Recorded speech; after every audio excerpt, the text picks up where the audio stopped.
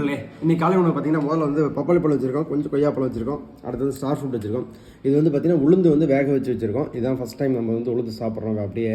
இது வரைக்கும் இட்லியில் தோசையில் போட்டு சாப்பிட்ருப்போம், இது சாப்பாட்டில் சாப்பிட்ருப்போம், உளுந்த சோறு சாப்பிட்ருப்போம். இது வந்து வெறும் உளுந்து அப்படியே வேக வச்சு வச்சிருக்கோம்.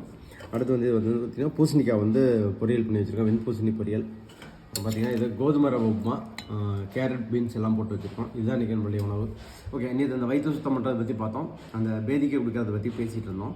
இப்போ அடுத்தது என்ன பார்த்தீங்கன்னா, அது வந்து உள்பக்கமாக கொடுக்கறது. இது வந்து வெளிப்புறமாக கொடுக்கறது பார்த்தீங்க அப்படின்னா இனிமா கேன் வந்து நிறைய யூஸ் பண்ணுவாங்க.